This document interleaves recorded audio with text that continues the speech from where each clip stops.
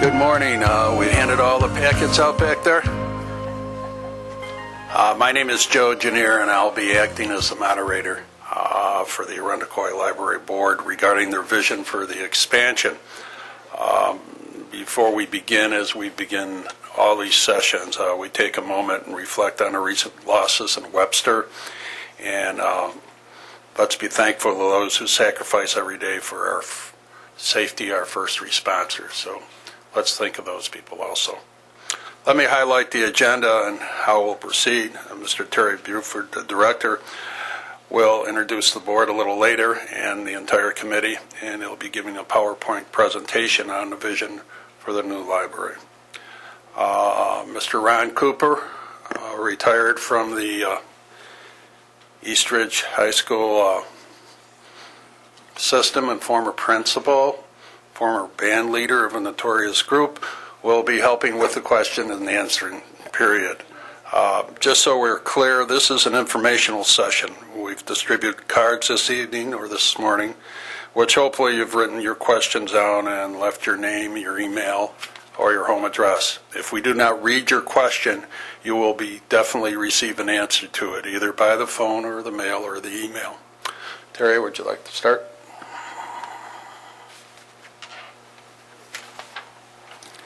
Thanks, Joe, and good morning, everyone. Good morning, Chair. Stephanie Squicciarini and I will actually be sharing this presentation today, so it won't just be me. Yes. All right. So Stephanie's going to have a few introductory remarks before we get started here. Thank you, and thank you for your patience this morning. My name is Stephanie Squicciarini. I'm the president of the library board. And I realize that when people introduce themselves in relation to projects, they always say how long they've lived in Arundecoy. And honestly, I can't remember, because Arundecoy has become my home. It's somewhere between 13 and 15 years, but it's so become my home that I don't tend to gauge it in numbers of years. In my day life, I am a librarian. I'm the teen services librarian at the Fairport Public Library.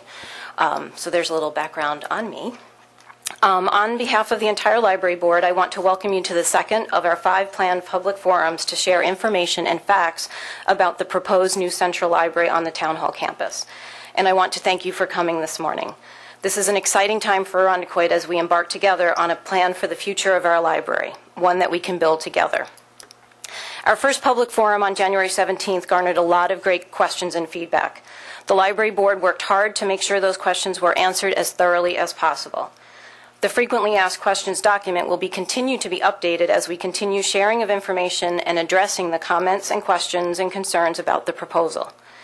In addition to these information forums, the library board and our director, Terry Buford, will also meet with several community and civic groups as we continue this discussion and build on the vision we have formed for our library. Last month, we gave presentations and addressed questions and concerns with the Rotary, Kiwanis, and the Arundecoy Arts Council. This coming month, we will meet with the Lions Club, the Arundecoy Chamber of Commerce, and Women's in Arundecoy Network. The library board looks forward to these discussions as we are committed to making sure correct information, including any updates or changes to that information as needed, is shared and made available widely so that on April 23rd, residents feel well informed as they vote on the ballot referendum. Following our presentation, as Joe Janier mentioned, we will answer and address as many of your questions and concerns as we can given the time we have here together this morning. The comment cards will aid in the process of information gathering and sharing as we move forward. Any questions that we cannot get to will be answered personally if you provide contact information. And all questions will be added to our frequently asked questions document that, as I mentioned, will be updated regularly. You can also send your cards, drop them off at either branch, or bring them to one of the 3 remaining forums that we have scheduled. And with that, I'll turn it over to Terry.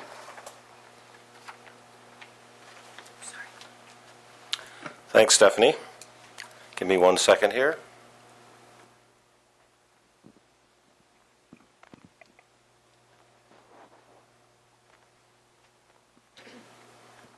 Okay.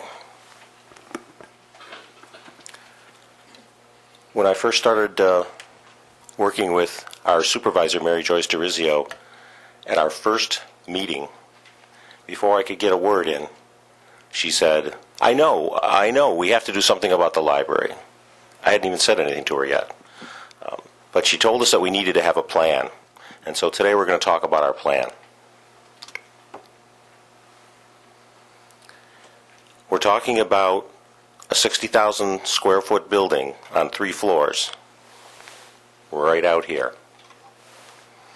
Our vision is for a new building that will complement but not overwhelm or do anything to make Irondequoit's most beautiful building, the Town Hall, seem less. We want to be complementary to that building, but this building, but not.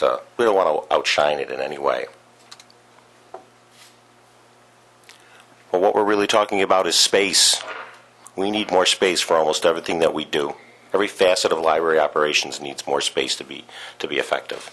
And you'll see a little bit later why that is.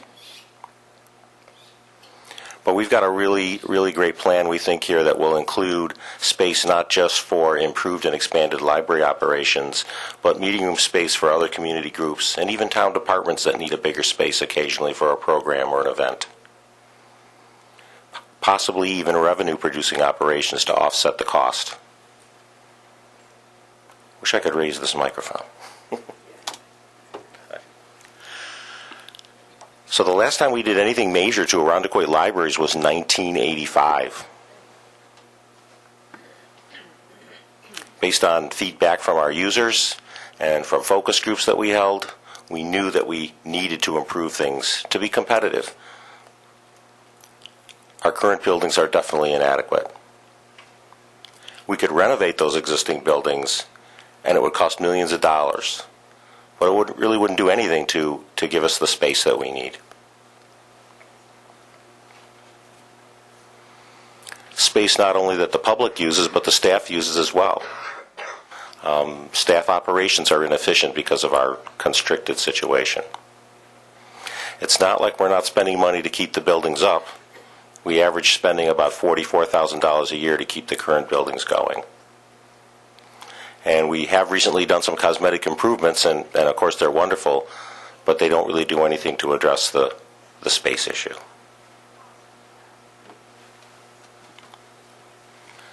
So take a look at this chart. These are the major town libraries in the Monroe County Library System. And there's an indicator there telling you the last time they either built a new building or did a major renovation. As you can see, Gates has a library that's, I think, less than a year old. Greece, although their library is about 10 years old, has already done one major renovation to it, which was just completed.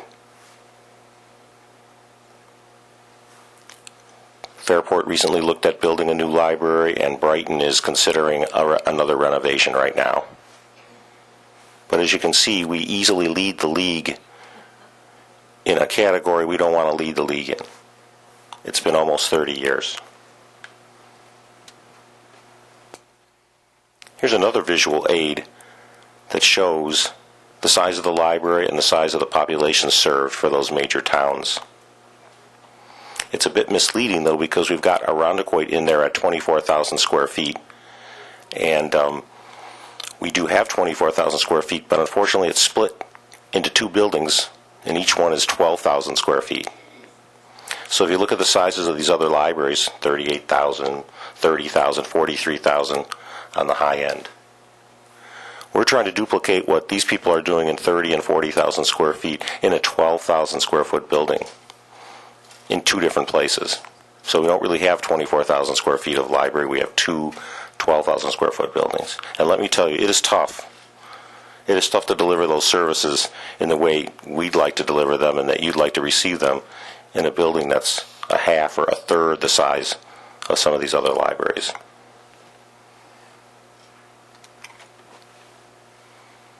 So some of you might be saying, gosh, this came up all of a sudden, or what's the rush? Well, actually, we've looked at this, that as a town, we've looked at this over and over and over again.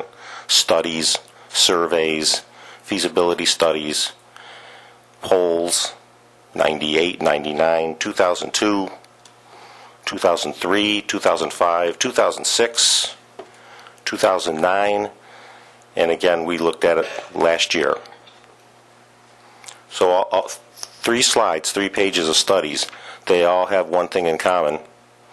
Who knows what that is? Anyone? Nothing happened, that's what they all have in common. Nothing happened. No action, right? I heard that. Perfect. So this is our action. Okay. A central library on the town hall campus. So at this point, Stephanie's going to say a few things about that. Thank you. So why the town hall campus? Each time during all of those studies and the focus groups and the surveys, the library board had one thing as our guiding principle that we wanted to be the goal when we were able to centralize or do something with our buildings. And that was to make it as central as possible so that all residents in the town had equal access to the library and to the library services that we were able to provide.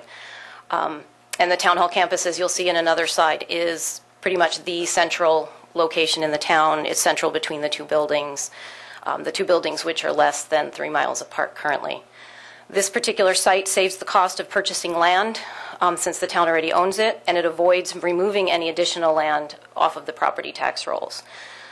It can be safely reached on foot or bicycle, and different departments have indicated that the campus can effectively hold the proposed building with adequate parking. This is one rendering of what the building could look like. This is from Passero and Associates. This is the concept that would actually have the building on 3 floors. There, you'll notice Columbus Way becomes an in and out with additional parking. There are no plans to make Titus a 4-lane road again, just so you guys all know that. But that is the one concept. This is the LaCroix concept that has a little bit of a different design. This has the library proper and the public service areas all on one floor, encompassing about 33 to 34,000 square feet. This particular concept is important to us because in order to keep expenses down and operating expenses down, another goal would be to keep those public service areas for the library on one floor so we wouldn't need additional staff to monitor and work the upper floors. This has a partial basement and a partial 3rd floor. This was a really interesting picture that we found after we had agreed upon and decided that the town hall campus was the place to go. We found this picture in the Parks and Rec office downstairs here in the town hall. It shows a rendering circa 1948 that was developed by then town supervisor Tom Broderick, who had been the supervisor from 1920 to 1948, 28 to 48. So you can see his concept for the town hall, and you'll see 2 buildings on either end. To your left was his proposal for the police department, and to the right is a library. And it was interesting that we did find this after we had already decided that this would be the ideal place, so we kind of feel like we're bringing his vision and the vision from that long ago to reality. We were mentioning that the town hall is as central a location as possible. There's some dots on this screen that you really can't see all that well, but the red dot is the town hall. And you'll notice that's pretty much in the center of the town. And either branch are there in green. There's the Evans branch, which is right there, and the McGraw branch, which is right there. So it's central between the 2, and it's pretty much in the heart of the town. Larry, from here in the town, one of the town departments, he did an interesting study for us. He plotted the different libraries throughout Monroe County. And he plotted what the farthest point anybody in those towns would have to travel to get to their library. Irondequoit, with this proposed site, would be 3.6 miles from the farthest point in Irondequoit. So the farthest anybody would have to travel to get to the new library would be 3.6 miles. Other towns are upwards 5 miles up to 7 miles. So we would have the most centrally located library in all of Monroe County. So how will library services be improved? Well, obviously, we'd have more space for a larger collection of materials, for easier browsing of those materials. Currently, librarians, when they're weeding the collection, their main or their primary factor for having to discard materials is the lack of space. So we are regularly getting rid of materials that are still usable and still viable and still wanted, but we just don't have space for them. We'd have true accessibility for patrons with mobility issues. We barely meet ADA requirements right now. The shelving is very cramped. We go to the floor, to the bottom with books and materials. It's hard to maneuver around them. So we'd make sure that we'd have obviously more space for those. Space for dedicated teen and children's areas where they can participate in library activities without disturbing other patrons. Obviously, children and teens can be a little bit louder when they have dedicated space where they're not completely surrounded by everybody else. They'd be able to be themselves, and then other patrons would still be able to do the work they need to do without being disturbed. We'd have more seating, more computers, more workspace, more electrical outlets for customer devices. A lot of things are obviously going digital, so we envision having digital download stations, comfortable seating for people to read those materials once they're downloaded. Basically more space for everything. More space for meetings, teaching, and programming. Flexible meeting room space is really the priority so that we'd utilize our space a lot more effectively. More space for tutors and enforced quiet areas. We get regular Terry reports on some of the complaints that we do get, and it's never about the service. It's never about the employees or the staff. It's about it being noisy and cramped, this plan would directly address those complaints. This may not seem like a huge issue, but our restrooms are really outdated, and we don't even have room to put diaper changing stations in them, even the smallest ones. So we'd have restrooms to accommodate folks with young children and individuals with disabilities. A lot of people have been saying, well, everything's online or everything's digital. Why do you need more space? Well, libraries have always evolved to try to meet the needs of their communities. We will continue to evolve, and this plan meets not just the current needs, but looking out into the future, be able to be adaptable to potential future needs. Terry mentioned that the last time the branches had been expanded were in 1985. As Terry has pointed out in other presentations, the high-tech device of that year, that was the year I graduated high school, and I remember typing papers on this, was the electric typewriter. So obviously things have evolved a lot since then, but our buildings are not equipped to accommodate those. And who knows what's going to happen in 10, 20 years from now, so we'd be able to have a flexible space so we'd be able to adapt to those changes. And now I'm going to turn it back over to Terry.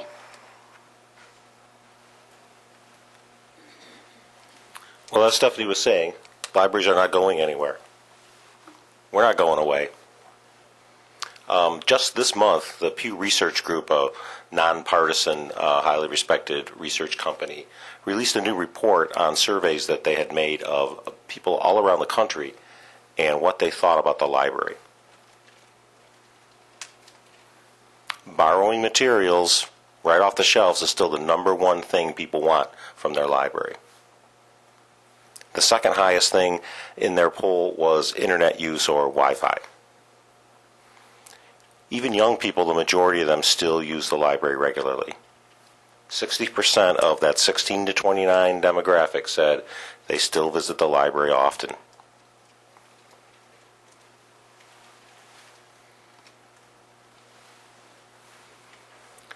I think these numbers on this slide are very important because they include people who identified themselves as never using the library, as well as library users. 80% of them, still the highest number, said the ability to borrow materials was extremely important. And that reference librarians, the people that sit at that desk and answer any question, very important.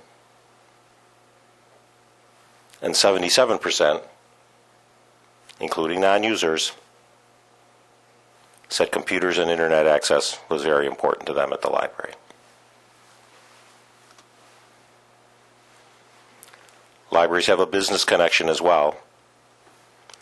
Fortuitously, the Texas Department of Education also released a study in January about return on investment from public libraries. And they estimated that for every dollar spent on public libraries in their state, residents got $4.42 in benefit. How is that possible? Well, they measured the economic value of things that are measurable of library services, the value of the materials that we lend you, the value of having free broadband internet access and free Wi-Fi, and access to computers with expensive software and access to expensive databases, and our reference service. There would be a cost to all that if the library weren't providing it for free, and that this is their estimate. But in addition to that, there are other benefits from the library to the economy that can't be measured, and so they were not included in the $4.42 figure. For instance, if you've lost a job in the last year, you know that the library is the place to go, because you have to search for a job online now, and you have to apply electronically, and the library has become the headquarters for that. Every day the library is packed with people who have never done this before. The last time they looked for a job, they looked for it in the newspaper. And so they have to be trained on how to handle all these things. And that's what we've been doing a lot of. We also have benefits for small businesses as well. I have a great example of that. I have friends who run a small tool and die company. They import hard-to-find tool and die materials from Switzerland and Germany and sell them here in the United States. Every time they take a business trip, they use industrial directories, which of course are now online, to locate businesses in the area they're going to visit to make sales calls. Companies they've never worked with before, looking to develop new markets. Access to these databases costs thousands of dollars a year, and they could not pay that themselves, but they get it from the library for free. And they've found new companies to sell to and whole new markets to open up to because of the use of these expensive directories that the library makes available to them. So I think that's a great example of a business connection for the public library. Okay, so there will be a referendum on April 23rd. We do not know what the hours will be yet, but if you live in the East Irondequoit School District, you will vote at the Ridge Culver Fire Department. If you live in the West Irondequoit School District, you will vote at the St. Paul Fire Department. And we will be going for a bond of $12 million. Were you going to talk about this? And Stephanie has some information about this too. Some of you who had been to the first information forum or saw that the frequently asked questions had some disclaimers on them. The original plan we had said would be to bond up to $16 million. So that has not changed. Currently, the plan is to go for $12 million because we realized that some of the expenses that we were including in that $16 million figure included furnishings, and it did not make sense to us to bond for that and pay for furnishings that may not have a lifespan of 30 years, but pay for them over a 30-year period. So we will be aggressively fundraising to furnish the buildings so that the taxpayers wouldn't be paying interest on furnishings that we may, in theory, need to replace before they're actually paid for. The ultimate decision on what the referendum wording will be and what the amount we will actually be bonding for will come from the town board. Their February board meeting is when they will vote on that resolution on what the referendum wording will actually be. Passing this bond at $12 million equals an increase of $25 a year for the average $100,000 home, so 25 cents per thousand of assessed value, or $2.08 per month. Figures are for a 30-year bond at the current interest rate of approximately 3.8%. For those of you who went out for coffee this morning before coming here, I know I already spent my $2.08 a month this morning at Ridge Donuts when I brought donuts and coffee. So it really is not a lot of money per month. Passing the bond now takes advantage of very low interest rates. There is a cost for us doing nothing. If we do nothing, the existing buildings desperately need updating. Making a few of the most desperately needed repairs and upgrades, such as furniture and minimally improving ADA requirements, would be about a little over $2 million. And that's without any additional space needed or any improvements to the square footage at all. The above changes plus improvements for the long term, including electrical upgrades, better restrooms, some interior reconfiguration of the spaces we currently have, again with no additional square footage, is approximately $6.2 million. So we envision our community uniting to build a library we can be proud of, that we need, and quite honestly, that we deserve. Areas, people are currently going to other towns to get the types of library services and in library environments that they need and deserve. A fundraising committee has been formed. It comprises library board members and community members. They've already been established and they're already hard at work. We will aggressively seek grants to help close that gap between the bond and what we need to build. Some of you may know that recently the library had applied for grants through the Monroe County Library System for construction work, and we had been applying for them throughout to help with some minor construction work that we needed on the two buildings. But because we do not meet state guidelines for space for a community of our size, our last grant application was denied. And we have been told that there will be no more grants until we do something about our space issues. So there will be grants available through the New York State Construction Grant Program awarded to area library systems, but if we don't do anything to improve our spaces, we'd be denied those. So this plan would allow us to be eligible for those grants again. In accordance to the land deed at the Evans property, that property was deeded and sold to the town for a cost of $1, with the express condition that it be used for a library or some other town purpose. If it is no longer used for a library or some other town purpose, it will revert back to the West Arundequoit School District, and then they would decide how to use or dispose of the building.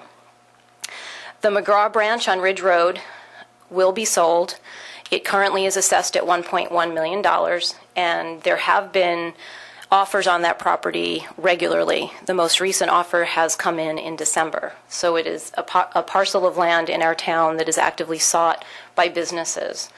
Once that property is sold to a commercial business, that money would go to the library for construction and other construction-related costs, and then that property comes back onto the tax rolls. So that's additional revenue for the town. So our challenge to you, the library staff and the library board, is to visit a library in a neighboring town. Some of you may have already done that. And then sign up to take a tour of one of our branches. Terry can be reached. Contact information is in the handouts we've given you. You can schedule a tour, and he can show you up close and personal what our buildings really look like, show you what some of the staff areas are like, and what our staff, the working conditions, that they work really hard to provide the kinds of services that we all need. And then compare and decide for yourself. Can we do better? So in summary, there will be additional informational meetings. The dates are again in the handouts that we've given you. We will have regular updates to our website. You can email us, or Terry will do our best to get back to your questions as soon as we can. I'm going to turn this back over to Terry because we do have a short video that kind of encapsulates what we're envisioning and the trend in library services from a well-renowned professor of library education.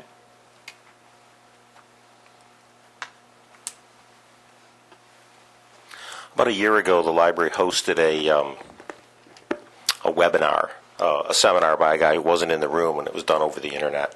And it was a gentleman who's a professor at the Syracuse University School of Information Studies. And he's sort of an expert on the field of libraries and what the future holds. So we invited town board members, staff, library board to attend this seminar. And when they left, they were very impressed. And so we've compressed some of his remarks into a very short video that we would like you to listen to. This is the guy right here. This is an address he made to the Mid-York library system. Mid-York is, I think, Syracuse, Utica, Rome, sort of like the Monroe County library system, a little bit bigger. And so he's had some health problems, so he was not able to be there. So he used Skype, it looks like, to talk to them. So it looks like he's sitting in his office or maybe even in his home. But he's addressing the Mid-York library system, and he's got some interesting remarks that we've compressed down to just a few minutes about where libraries are going in the future. So let's see if we can get this going. Of what a librarian is and what a library should be is changing, it's true. But ultimately, we should expect more out of them. My name is David Lankus. I'm a professor at Syracuse University, and I'm sorry I couldn't be there in person tonight, but I wanted to send along a message to talk about while you're discussing how to run libraries. I'm urging you to expect more. I'm urging the librarians in the crowd to expect more of themselves and their institutions, and I'm urging the board members in the audience to expect more out of what a world-class library means. Right? We have an image of a library. It looks something like this, right? The idea that we have a building and we pack it full of books and we pack it full of materials. This is the music reading room of the Free Library of Philadelphia in downtown Philadelphia.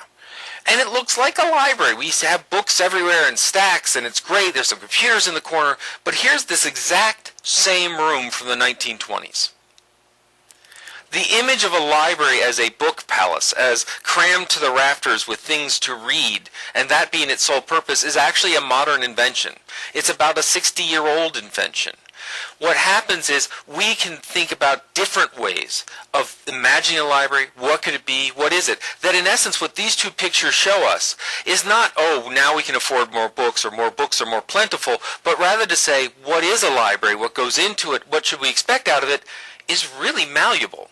It's flexible. Libraries have existed for well over 3,000 years, but that long-standing tradition, that longevity, doesn't come from the fact that a library is always seen as the same thing, but rather that the concept of a library, the role of librarians, the relationship with the community has changed, and changed radically and on an ongoing basis. We used to have books that were so valuable we had to chain them to the stacks.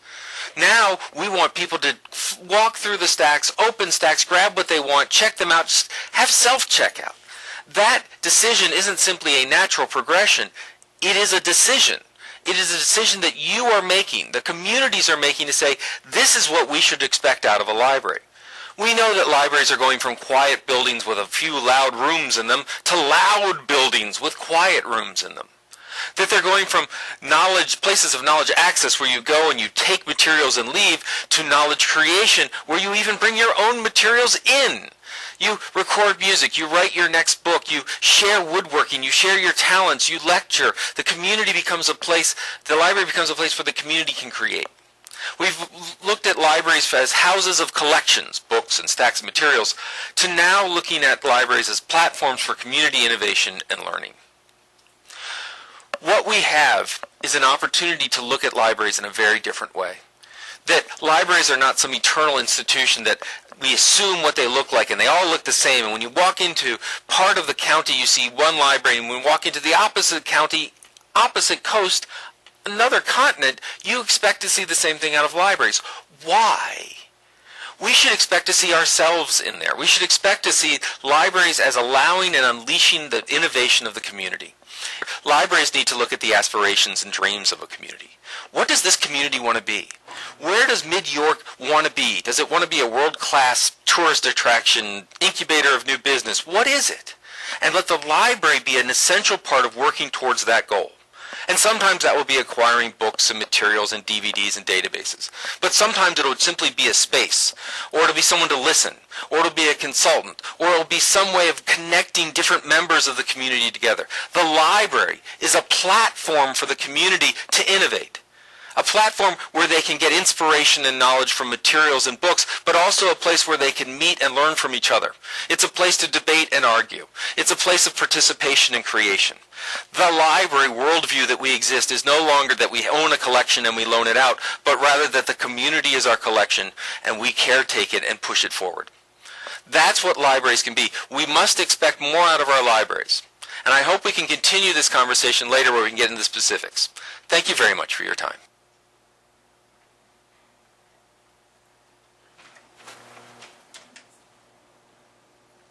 I believe we're ready for your questions.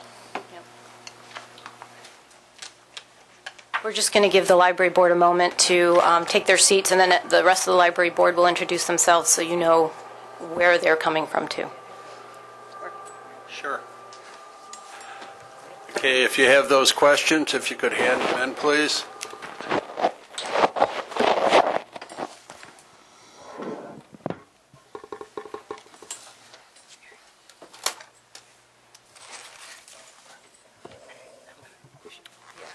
Okay, we'll have a little self-introduction by the library board. Why don't we start with Mary Ellen Jones? While you were in between chairs? Yes. Okay, then. We'll work with you. Okay. All right. My name is Mary Ellen Jones, and I'm the Vice President of the library. I don't think it's on, is it? No. I think you might have to turn them on. Yeah, that's it. Okay, here. Well, Take Jack's. You know what? And you probably can hear from, Jack's isn't working either. You probably can hear well enough from where you are. We'll figure it out. Okay, we got a good one? Okay. My name is Mary Ellen Jones, and Stephanie talked about years. I think Miriam and I make up enough years that she doesn't have to be here for that long, because I have been here well over 50 years. I've served on the library board for quite a few years and many other capacities here in town, as most of you know. My name is Jack Herma. My wife and I have prior owned Herma's Marketplace, somewhat retired at this point, and decided it was time to do some volunteer things for the town. And here we are. We have a beautiful town with water, parks, golf. The only thing we lack is a beautiful library, and that will make us great. My name is Miriam Gans. I grew up in Arundequite. I raised my children in Arundequite, and I'm very happy to say, and very lucky, my grandchildren are now growing up in Arundequite.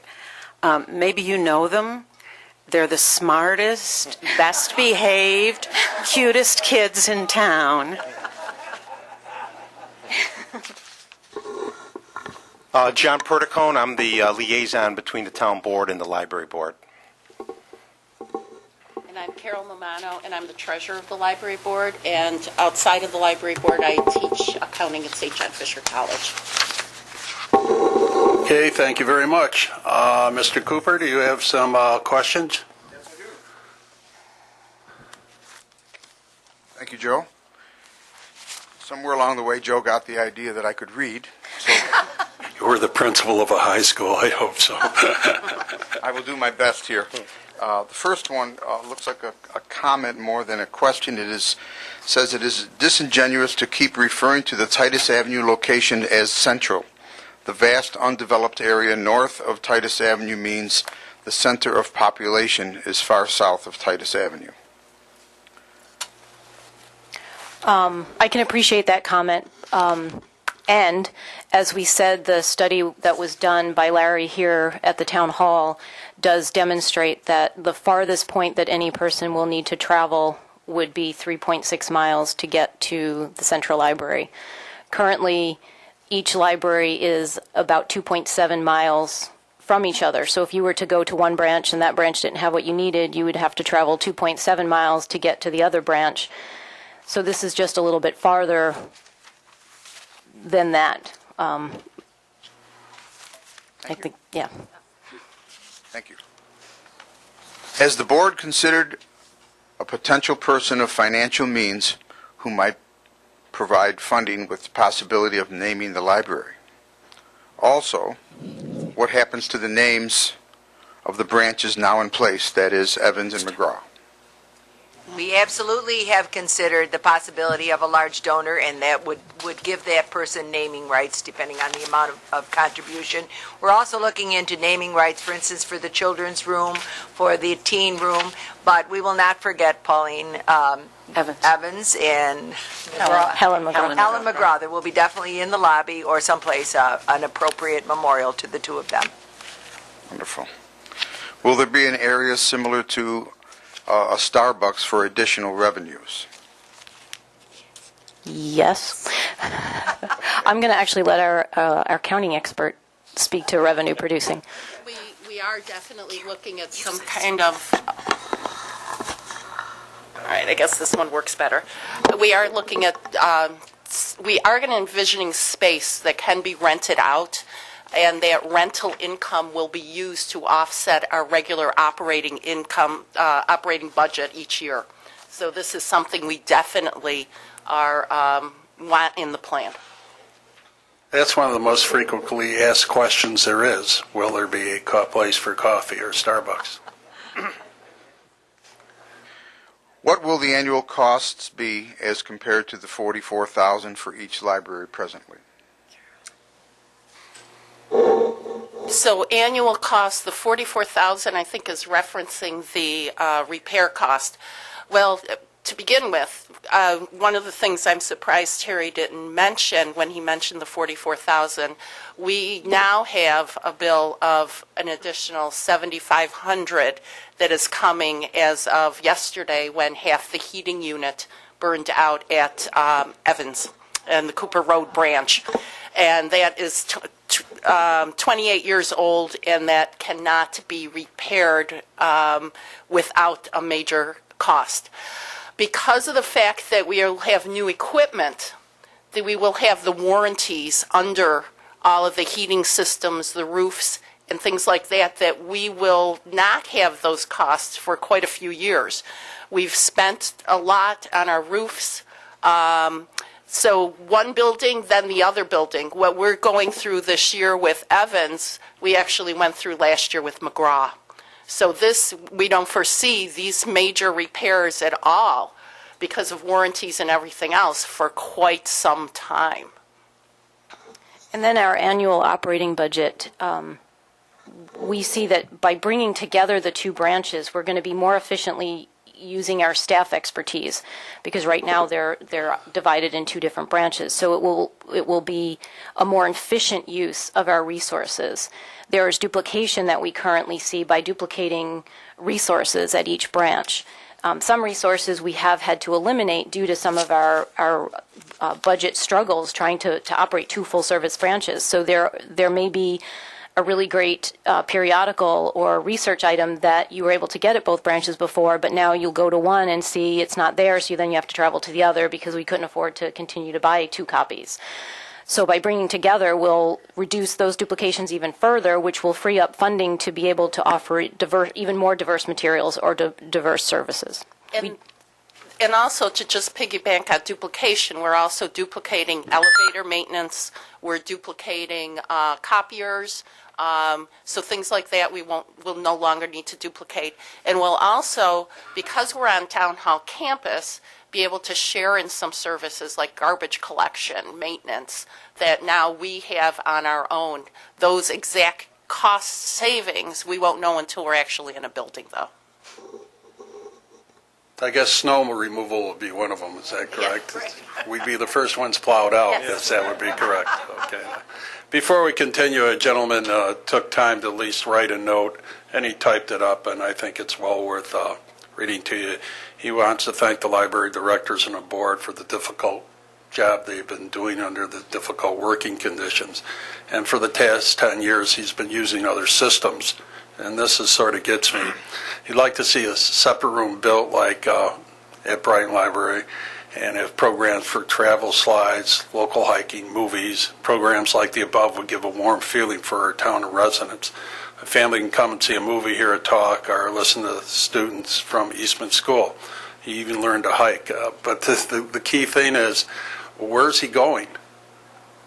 He's going to the other side of the county just about. He's going to Brighton to get the same services, which should be available to him within 3 miles. So think of the distance he travels and what he wants to see, and it's very convenient for us to do this if we establish a new building.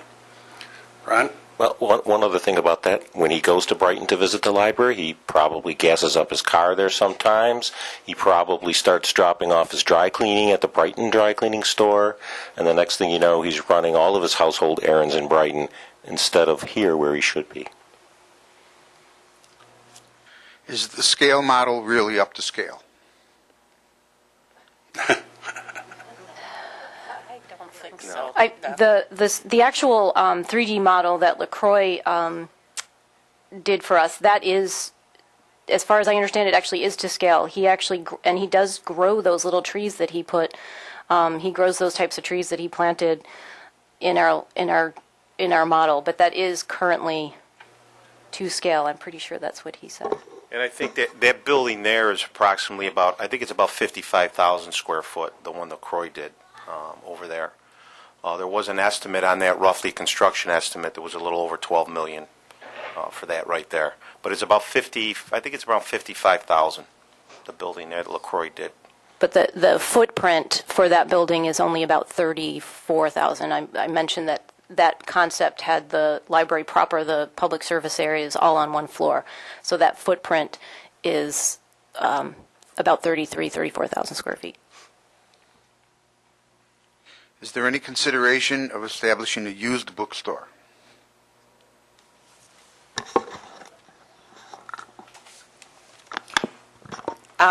Now, especially in the winter, when you come in and there are always used books and they're there in the lobby and it's like freezing cold, and I just would like you to envision a very nice little nook where you can go in and it won't be freezing, it'll be away from the door, you won't be jostling somebody coming in with their stroller, etc. And I'm a visionary. Here's my name, Secondhand Prose. So that would be a yes. Something that a lot of people don't realize, our used book sale actually is built into our budget. It's it's part of our revenue producing for our budget right now. And then we have our very generous friends who work tirelessly on our behalf. They actually have an upcoming book sale, used book sale this coming week. They're setting up on Wednesday. The first night of the sale is Valentine's Day, Thursday evening, so you can come love your library and buy some books. And then it will continue Friday and Saturday. Bag sale Saturday 10 to 2. So Saturday is 10 to 5.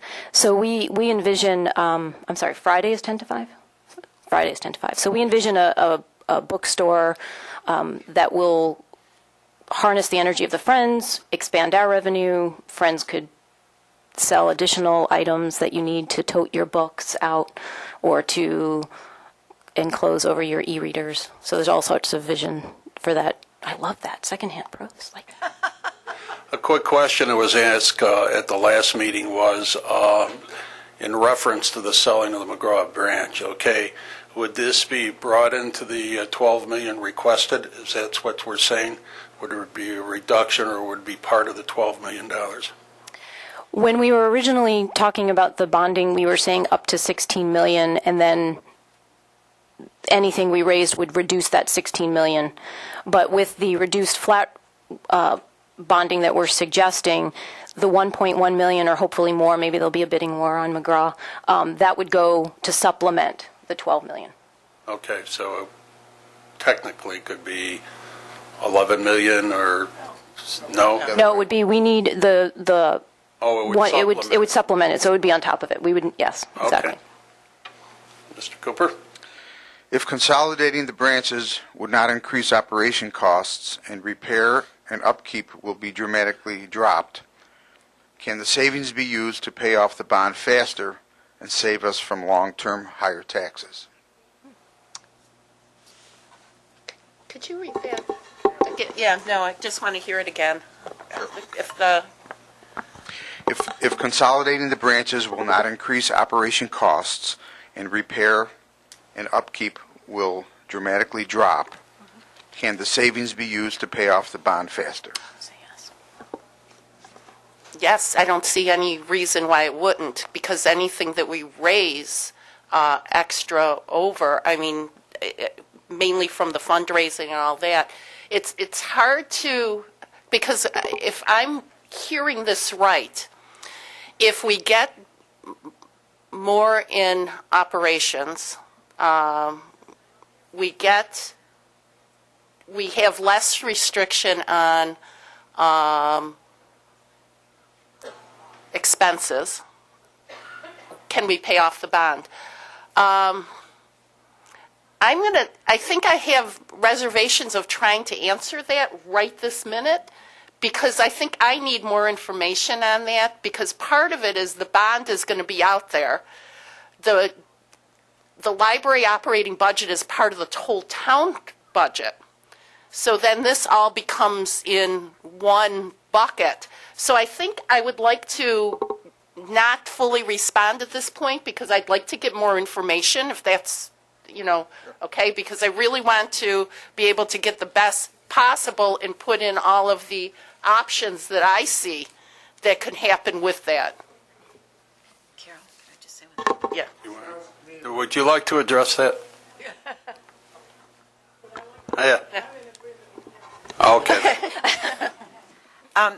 I just want to say, though, we need to focus on the fact that, yeah, $12 million is a lot of money, and it's not going to come out of my pocket or yours. What's coming out of my pocket is, what did we say, $2 and $0.08 per 100,000 $2.08 a month? a month. And so this, and remember Terry's original slide, that for every dollar we spend in taxes to support a library, we're receiving back around $4 in services. Now, those smart, well-behaved, cute grandchildren of mine go with their parents almost every weekend to the library, and they're very excited to borrow a DVD for absolutely no money. I mean, I know it's cheap at Wegmans, but zero is cheaper than that. And every book that they borrow, every time that they're using the internet, all of that is coming back to us as taxpayers. And I think we really need to focus that way, that little bit of an investment we make is going to pay us back in spades. Jack, do you have a question? None other than the fact that by reducing cost, obviously you reduce the budget for other purposes. Thank you. Ron? Any plans to include the town senior center into the library?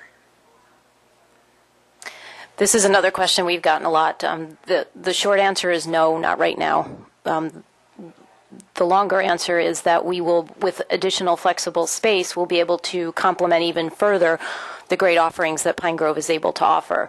We would work very closely with Parks and Recreation to offer additional programs that maybe Pine Grove is inadequately spaced for. We'd be able to increase the size of their most popular programs. So our intent is for us to work very closely with Parks and Recs to further enhance the lives of our seniors. But we will not be replacing Pine Grove. We will be complementing what they already do so greatly. Great. The next two questions are regarding parking, and I'm going to read them together because then the answers can be all at once. This person is concerned about adequate parking, not really adequate now for the farmers market and the gazebo events. And the other question says, please be more specific on parking needs. What is the average car population at each current branch? Can that number of spaces be added onto the town campus? The existing parking is quite full when there are meetings. Do we want to have a shuttle and coordinate meeting times between the town hall and the library? Will a casual library user be able to park for the library when a big meeting is going on at the town hall? And if you need me to repeat those, I will be glad to do that. We are definitely interested in having adequate parking. And I believe that in addition to parking added when the building constructed, the town is looking at expanding parking above and beyond what's on the campus now. Maybe John would like to say a few words about that. Yeah, I just think, well, first of all, I think that when I've sat down with Pat, the DPW employees are going to be moving their parking spots anyway. The employees are going to go over where that Keeble House was. It's demoed. They're going to put new parking over there. So there is going to be some additional parking there. But I think once we get the design team on board, I believe that that's going to be a big part of their process, is to come up with some parking that's adequate and traffic patterns and all that's going to be included in that. So I believe, and then they're talking about, like Terry said, expanding some of the parking on the campus there. As far as nights, you got the town board. You do have some night meetings here at the town. I believe that there'll be some, talk between the library and that, and try to come up with some schedules to try to offset some of them, so not everybody's coming in at the same time. But I believe that there's going to be an adequate parking here for this facility. Even if you look at the two concepts that are out there, one of them has the parking lot in between the town hall and the building, one doesn't. So these are things that are going to be taken into consideration. But I believe that there's going to be adequate parking for this the facility. But like I said, the designers that come on board, I'm certainly sure that's going to be the number one vision for them to look at, to make sure there is going to be plenty of parking. There will be a drive-by book drop as well, so if you just want to return a book, you won't even have to park and come in.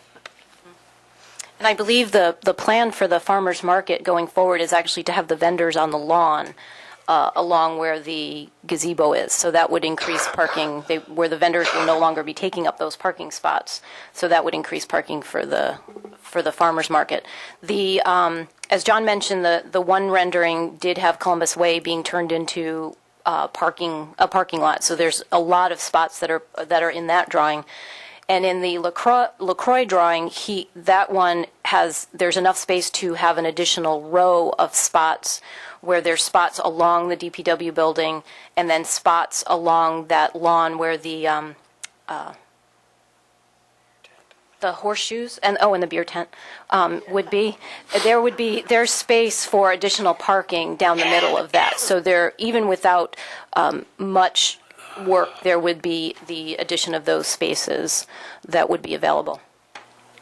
And we promise you an answer to other questions we keep getting. There will be a 4th of July. Oh, great. Finally, would you explain the process for absentee ballots for people who will be out of town on April 23rd? I've been talking a lot with Barb Janier. Barb is working very hard on our behalf to get all that information. John, did you want to speak to that? Yeah, obviously there will be absentee ballots. They'll probably have to be in roughly, I talked to Barb just briefly today, maybe a week to 10 days before the actual election is there. So they'll be available. We'll just need a little more information to get to everybody on the absentee ballots, but there will definitely be absentee ballots for this referendum. And the other thing with that, you do need to be a registered voter in order to. It's different than the school budget votes. So you will need to be registered to be able to vote. There will be, Barb is coordinating some registration day here at the town hall. That date will be announced also, so any new residents or people who haven't registered before will have an opportunity to do that here at the town hall. And well before the 23rd of April, there will be information in the branches, there will be information online, there will probably be a little notice in the Arundequoit Post to let you know, where you can get your application for the absentee ballot, and then subsequently mail it in or bring it in.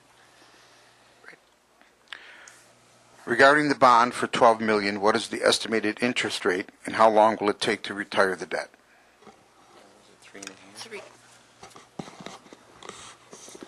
3.28% interest, and 30 years is what we're looking for the bond. Sure, Jay. This is our last best chance at financing this program at interest rates that we haven't seen in a long, long time. So let's do it. That is all the questions I have. I hope I haven't missed anything. Well, there's a couple questions that we've had before, and maybe I'll address them. And some of the standard ones that maybe you've heard, maybe you haven't. Why don't we use the parking lot behind the Evans branch for an expansion? Do you want to answer that, Terry?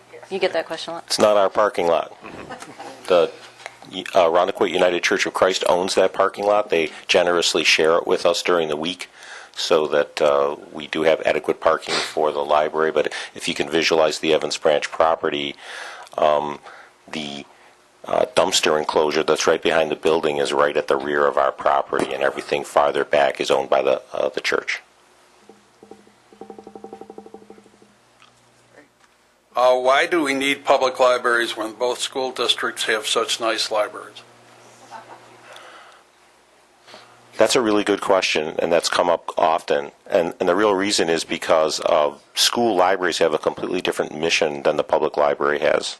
School libraries' number one mission is support of the curriculum of the school district, which is very reasonable. So although they have wonderful libraries, you're not going to find any appliance repair books or home remodeling books or a zillion other subjects that are of interest to all of us, but not to the students of the school. And then the other issue is security. As you know, school security is a big issue right now.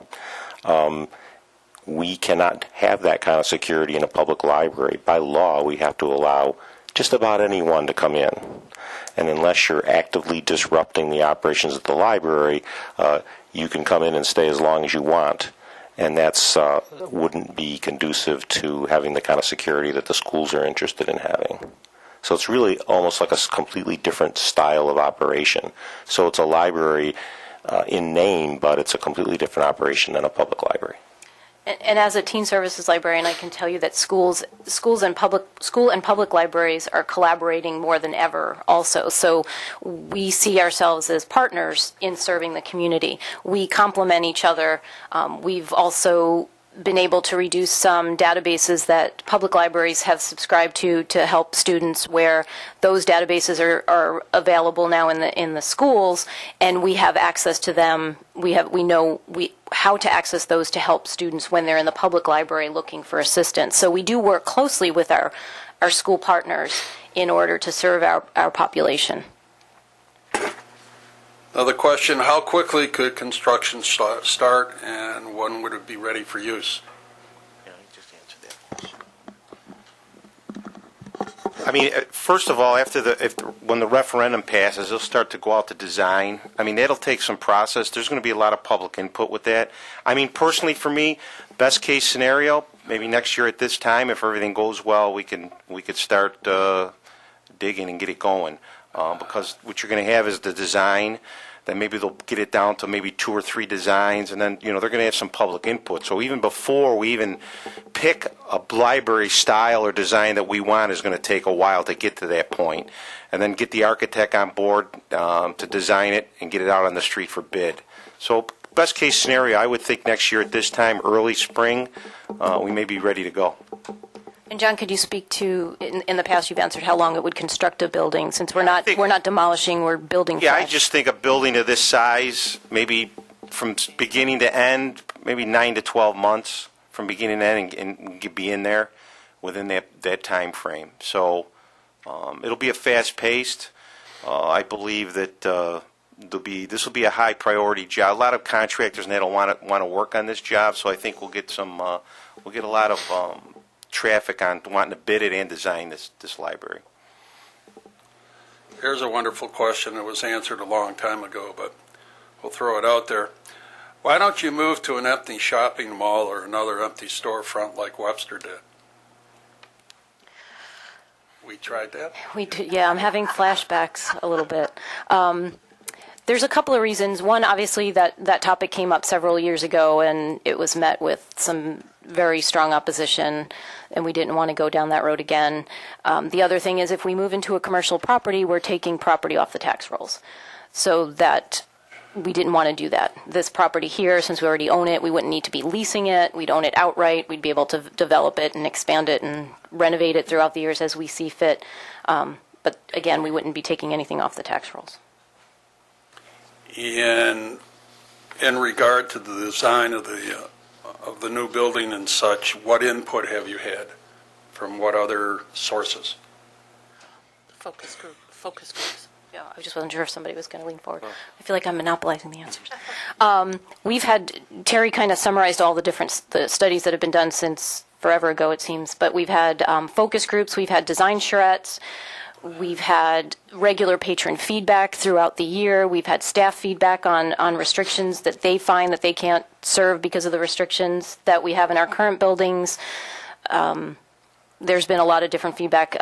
When we had the original Thomas Group study in 2005, we had a library consultant that worked with us, Dick Pans, who was a retired library director of the Monroe County Library System, who's now a library consultant. He worked closely with the staff and patrons to get their feedback to work on what is called the library program, which is basically how the interior of the library would look and the traffic flow and all that, and how people use the library.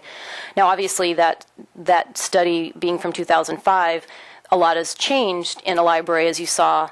And we've discussed how the way patrons use and want to use their library and need their library has changed.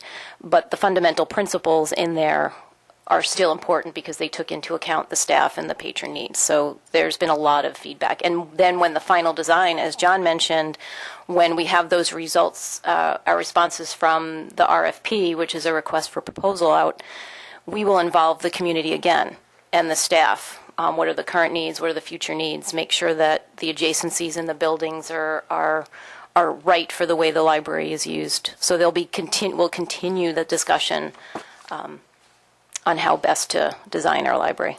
And also, all of us have visited all the neighboring libraries. We certainly aren't into reinventing the wheel, and we certainly would have no problem taking the best of what others have already done and found to be successful. And I guess I would encourage all of you to, if you haven't visited neighboring libraries, it would be a good idea to do that. And I don't think you'll come back and say, we don't need to do anything. Okay, one other question that did come up before, and if we could answer that, please. There were surveys done in the late 1998, 99 regarding access to the library and how people felt about having neighborhood libraries. Could you address that, please? In 1998, the Monroe County Library System obtained a grant, and the Harris Poll Company, actually back then it was Gordon Black, did a survey for every town library, and 95% of the questions were very standard questions that were asked in every community. You know, what do you think your library, what would you like to see more of, and that sort of thing. Are you happy with the hours? Those standard questions. And then each town was given an opportunity to add a few questions that pertain to their specific town. So, of course, one of the questions in our survey in 1998 was, how about it? Consolidate the libraries and have one big library in the middle of town. And actually about 60% of the people said they did not want that.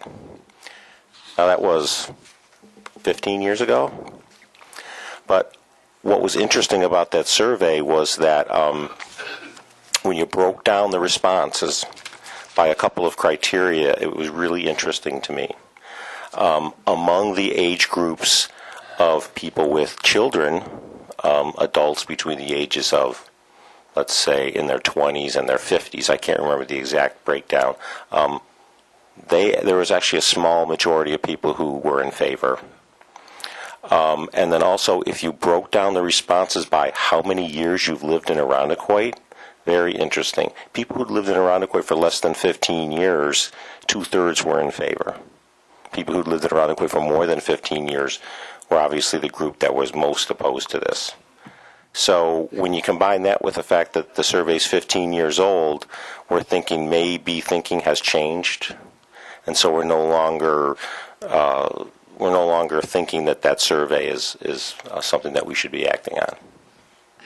We've actually, during our community outreach to different community groups, we have heard that there have been people that were very strongly opposed to centralizing the two branches, but she called herself, this one person called herself a convert, that she realizes that the convenience that she's had, that now it's the time to make it more central, that we are, now's the time to do it. She sees the advantage of having better resources and a better building central to everybody. I think and I'm one of the 50-year people, but I don't agree that I want it to stay as it is. I think we're very cognizant of the emotional factor that's involved in the local close by libraries. We're all aware that that's out there. But I think we have to think about this. We're one town. We're not two. We're one town. And if you think about people who live, let's say, on Tarrington Road or people who live in Seabreeze, they've never had the option of having a library that they could walk to or ride a bike to. We all pay the same taxes. So I think if we're honest and fair with ourselves, for many, many reasons, we have to realize that this is the best for our whole town. Mr. Cooper, I'm sorry. Another question came in, but Jack? We have to keep in mind that in this room, we're all 15 years older now. And at some point, we'll want to sell our homes and our property. And to best do that, we have to invite young people who have the needs with younger children for the library rooms and et cetera. Good point. A question just came in. Someone stated that it does not make sense to vote on something when you have no concrete idea what it looks like. Why didn't you get a model design beforehand? Well, we have the concepts that you could see on the back wall there and that were also in the presentation. And that was a couple of architectural firms that did that for us without charge. Smaller charge. Very small charge. But architectural fees are really, really high. We've looked at estimates that make them as high as 11% of the cost of the project. Yeah, so I heard a couple wows, So it's really, really hard when we're sweating bullets over spending $7,000 to bring heat back to the building. It's really hard to think about spending hundreds of thousands of dollars on designs that we may never use. So we want that referendum to pass, and then we'll immediately start working on an actual design of the building. But I think that these concepts that you see here are pretty fair representations of a couple different approaches with serious differences in their approach that give you an idea of the sort of thing we're talking about. And whatever we end up with, I don't think is going to be radically different from what you see there. But gosh, for maybe even $1 million, really hard to spend that kind of money. Do we even have $1 million? Probably not. So, how would we do that responsibly? A point in fact that we've all noticed when they had Renaissance Square downtown, there was over $300,000 of planning and architecture things. What do we have down there now? Nothing. A hole in the ground, okay? So I think the vision is, and the concept is, let's make sure we can do it before we go out and spend money and get all types of studies done concerning the construction. Mr. Cooper? Is Jimmy Hoffa buried out back? Or no? We'll find out. We're going to find out. On that note, And, well, one thing I'd like to bring a point up, and it all goes with our tax base, and that's what we're talking about, what we spend our taxes on. And I'm for one that likes to see it. Okay, I know there's police services, there's fire services, there's water services. And a point to make is when I drive along Lakeshore Boulevard, no, not that it's a complete Arundequoit project, but you paid for that walkway along the lake that's absolutely beautiful and used by everybody. Now, that's what I call something I can see that I can use. Some years ago, you made a little jump in your taxes and paid for a baseball field, okay, up on the corner of Winton and Empire, all right, probably the most used athletic field in the county of Monroe, and used by us old seniors who have to bend down and pick up a ground ball to remember our youth now and then. But the bottom line is you can see it and you can use it. It's something that you're contributing that you actually have in your hand. This would be another source. This would be a building that you can use, your grandchildren can use. I know we have to pay for the sewage. I know we have to pay for the security services.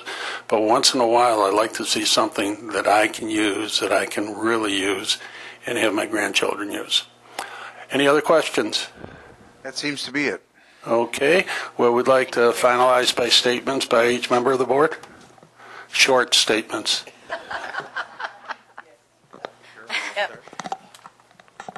no, just thank you all for coming, and if you still have questions in your information package, you can send them on to us. Yes, again, and thanks for coming, and just get the information out to everybody, because still people aren't out there knowing what's going on with the libraries here. The word has to get out there. We got a couple of months before the referendum, and to just show people what's going on, because to this day there are people, what's going on with the libraries are not quite. And just one point on Terry's, we talk about a survey. I think the referendum is going to give us our survey if people are for or against this. That's the referendum I'm looking for. I also thank you all for coming, and a little bit what Jack was saying and Terry had said. It is time for Arundequite to stand up and be proud of themselves, because we are a super community. And this library is going to bring people from other towns to Arundequite, and I'm hoping that Pittsford and Brighton are going to be really, really jealous. I'm very excited to be a part of this board. It's been very interesting. I've learned a lot, and as a newbie, I'm going to give it all I can. That's right, we don't need that. I think I can just say what I've already said. Please go home and talk to your neighbors and friends. Tell them to go. There's websites, there's all kinds of places to get factual information, not the kind that is usual, the rumors. So please go home, share what you heard today, suggest to them if they still have questions to come to one of the next forums. Those dates are on the material as well. So hopefully all of you will help us spread the word, and thanks for being here. I'm obviously going to echo the thanks. It's encouraging to see so many people really engaging in this process, and we need that because we truly do want it to be the library that we build together.